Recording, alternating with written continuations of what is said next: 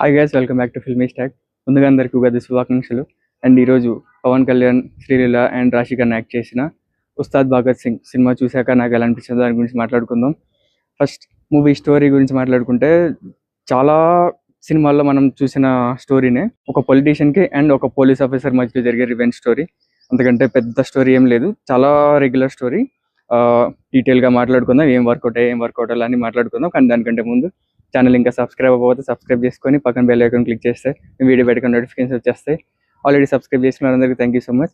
వీడియోని లైక్ కూడా చేసి చూడండి, ఎక్కువ మందికి రీచ్ అవుతుంది. ఫస్ట్ ఈ సినిమాలో ఏం వర్కౌట్ అయ్యో దాని గురించి మాట్లాడుకుందాం. మేజర్ ప్లస్ ఈ మూవీలో ఏంటి అంటే, పవన్ కళ్యాణ్ గారు రీసెంట్గా చాలా తన సినిమాల్లో అన్ని కొంచెం వెయిట్ ఉన్న క్యారెక్టర్స్ చేస్తున్నారు. అంటే సీరియస్గా ఉండాలి మూవీ మొత్తం. తన ఫ్రీ ఫ్లో ఏదైతే ఉందో అది చూపించే ఛాన్స్ లేని మూవీసే ఉన్నాయి రీసెంట్గా. కానీ దీంట్లో మిస్ అయిన పవన్ కళ్యాణ్ని దీంట్లో హరీష్ శంకర్ గారు చాలా బాగా కవర్ చేశారు. ఫస్ట్ ఆఫ్ మొత్తం చాలా ఫ్రీ స్టైల్లో ఉంటారు. అండ్ స్టైలింగ్ కూడా మెయిన్ తన ఎంట్రీ, పవన్ కళ్యాణ్ గారి ఎంట్రీ అయితే చాలా బాగుంది. కౌబాయ్ గెటప్లో అదంతా చాలా బాగుంది. కానీ అక్కడక్కడ కన్సిస్టెన్సీ మెయింటైన్ చేయడం కోసం అనుకుంటా తన గడ్డం ఏదైతే ఉందో పెంచడం తగ్గించడం, అది కన్సిస్టెన్సీ మెయింటైన్ చేయడం కోసం గ్రాఫిక్స్ ఏదో చేసినట్టున్నారు. అది కొన్ని సీన్స్లో న్యాచురల్గా బాగానే ఉంది, కొన్ని సీన్స్లో అది ఏదో ఫిల్టర్ పెట్టినట్టు ఉంది. అదొక్కటే, అది తప్ప మిగతా అంతా తన లుక్స్ అని చాలా బాగున్నాయి సినిమాలో. నెక్స్ట్ రాశి ఖన్నా కూడా తనకి ఈ సినిమాలో క్యారెక్టర్కి పెద్ద స్కోప్ ఏం లేదు, కానీ ఉన్న కొన్ని సీన్స్లో తను బాగుంది. అండ్ వీళ్ళిద్దరి పేరు నాకు బాగానే అనిపించింది స్క్రీన్లో. అంటే శ్రీలీల, పవన్ కళ్యాణ్ ఆ కాంబినేషన్ కంటే వీళ్ళిద్దరు కాంబినేషన్ నాకు స్క్రీన్ మీద బాగున్నట్టు అనిపించింది. అండ్ ప్రీ ఇంటర్వెల్, నాకు సినిమా మొత్తంలో హై ఇచ్చిన సీన్స్ రెండు ఉన్నాయి. ఒకటి ప్రీ ఇంటర్వెల్ అండ్ ఇంకొకటి ఇంటర్వెల్ తర్వాత నెక్స్ట్ ఫస్ట్ 10-15 మినిట్స్ వచ్చేసి. ప్రీ ఇంటర్వెల్ అయితే చాలా బాగుంది. అక్కడ తమనన్న బీజిఎం, ఆ రెండు సీన్లో తమనన్న బీజిఎం కూడా చాలా అదరగొట్టాడు. బీజిఎం గురించి మాట్లాడితే తమనన్న అక్కడక్కడ బాగుంది, అక్కడక్కడ బాగాలేదు. అంటే టైం కూడా తక్కువ ఉంది, మరి నెగిటివ్ అయితే ఏం లేదు, కానీ బాగానే ఉంది. చెప్పాను కదా ప్రీ ఇంటర్వెల్ అని, ఆ ప్రీ ఇంటర్వెల్ ఏదైతే ఉందో అది నాకు ఇంటర్వెల్లో పడాల్సింది అనిపించింది. ఎందుకంటే ప్రీ ఇంటర్వెల్ ఆ హై నాకు ఇంటర్వెల్లో రాలేదు, కొంచెం తగ్గినట్టు అనిపించింది. ఆ ప్రీ ఇంటర్వెల్లో వచ్చిన హైలో అక్కడ ఇంటర్వెల్ ఇచ్చేసి అదంతా సెకండ్ హాఫ్లో పెడితే బాగుండేదేమో అనిపించింది. ఇది నాకు పర్సనల్గా అనిపించింది. అండ్ ఇంకా శ్రీలీల గురించి మాట్లాడితే ఎమోషనల్ సీన్స్ దీంట్లో బాగా చేసింది, కానీ మిగతాదంతా తన స్టైల్లో తను అన్ని సినిమాలు చేసినట్టే ఉంది. అండ్ నెగిటివ్స్ గురించి మాట్లాడుకుందాం. దీంట్లో స్టోరీ మొత్తం అంత ప్రిడిక్టబుల్ స్టోరీ. ప్రతి సీన్ మనకి ఏం జరుగుతుంది తెలిసిపోతూ ఉంటుంది. అది కాకుండా ఫస్ట్ హాఫ్ మొత్తం ఫిల్లర్సే పెట్టుకున్నారు. కామెడీ కోసం, తన వింటేజ్ కోసమే పెట్టారు. చాలా ఆల్మోస్ట్ ఫస్ట్ హాఫ్ మొత్తం అలానే ఉంటుంది. కానీ అది ఎక్కడి వరకు పెట్టాలో అక్కడి వరకు పెట్టుంటే బాగుండేది అనిపించింది. అంటే ఓవర్ స్ట్రెచ్ చేశారు. కొన్ని సీన్స్ అనుకున్నారు, దాన్ని ఎక్కడ కట్ చేయాలో అక్కడ కట్ చేసి ఉంటే ఆ బ్యూటీనెస్ ఉండేది. మనం వింటేజ్ పవన్ కళ్యాణ్ జస్ట్ అలా చూస్తూ ఉంటాం, సో మనకు కొంచెం హై వస్తుంది. అక్కడితో ఆపేసి ఉంటే బాగుండేది అనిపించింది. దాన్ని ఓవర్ స్ట్రెచ్ చేసి ఉన్న ఫీల్ మొత్తం పోగొట్టారు అనిపించింది ఫస్ట్ హాఫ్ మొత్తం.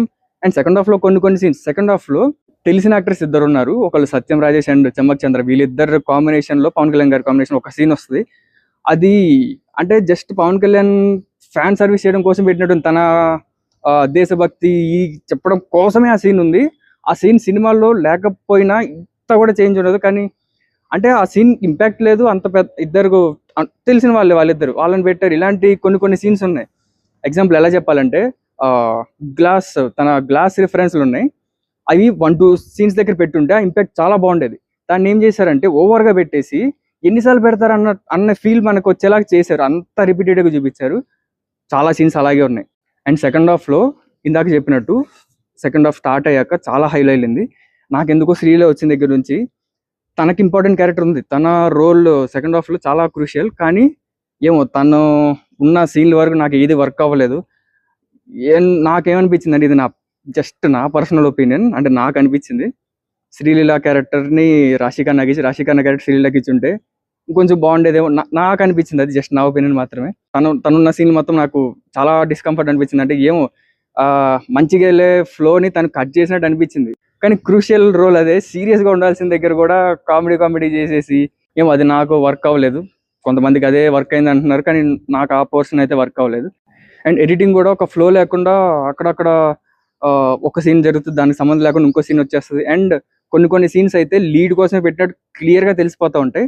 ఒక సీన్ వస్తుంది, దాంట్లో ఒక డైలాగ్, మనకి ఒక డైలాగ్ రాగానే ఈ డైలాగ్కి మనకు అర్థమైపోతుంది. నెక్స్ట్ 2-3 సీన్స్ ఏం జరిగితే మనకు అర్థమైపోతూ ఉంటాయి. అంటే నెక్స్ట్ 2-3 సీన్స్ లీడ్ కోసమే పెట్టినట్టు ఆ సీన్స్ మనకి క్లియర్గా అర్థమైపోతూ ఉంటాయి. అంటే తను ఇంకా గబ్బర్ సింగ్ ఆ స్టైల్ని రీక్రియేట్ చేద్దామని చూసినట్టు అక్కడక్కడ మనకి తెలిసిపోతూ ఉంటుంది. సో ఓవరాల్గా చెప్పాలి అంటే నాకు ఈ మూవీ మీద చాలా లీస్ట్ ఎక్స్పెక్టేషన్స్ ఉన్నాయి. సో అంత లీస్ట్ ఎక్స్పెక్టేషన్లో వెళ్ళడం వల్ల ఏమో నాకు మరి అంత వరస్ట్ అయితే అనిపించలేదు. జస్ట్ ఓకే అనిపించింది, యావరేజ్ అనుకోవచ్చు. సినిమా చూసండి మీకు ఎలా అనిపించిందో కామెంట్ చేయండి. వీడియో నచ్చితే లైక్ చేసి మీ ఫ్రెండ్స్ అండ్ ఫ్యామిలీ షేర్ చేయండి. Stay tuned to Filmy Stack. Bye.